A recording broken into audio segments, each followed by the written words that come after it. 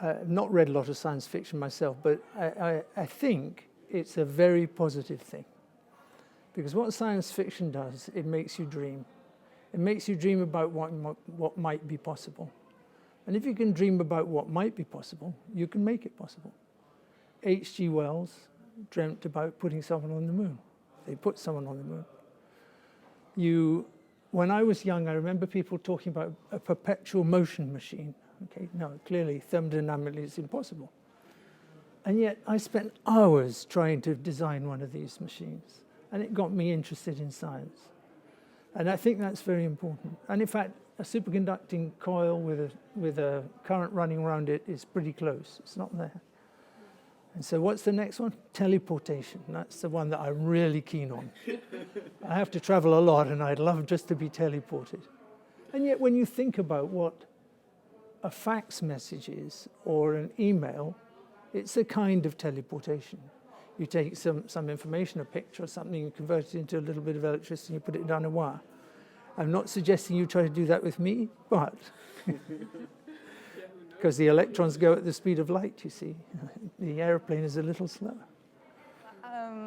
I don't like it, but I think there are several types of science fiction, and I think that that particular types that really rely on science and are able to show to the non-scientific public what things science can do, it can be beneficial for children, teenagers, and in general all the non-scientific public.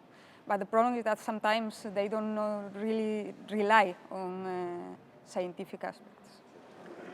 All right. Okay. Well, that's an interesting one, because I think that there's different things. I think, for example, my kids, they watch a lot of cartoons, and of course they use science very liberally. So there's somebody who just has become a monster or a hero by being exposed to X-rays and phenomenal things like that. And from that point of view, it's I don't think that it's particularly helpful, because it's very wrong for the best part. At the same time, it exposes them to science, and I guess that it gives an idea of the risk that associated with it, and perhaps that's not such a bad thing. There's a lot that you can do by harnessing the power of chemistry and science, and I don't know. I guess that's good and bad. I think that it could be improved.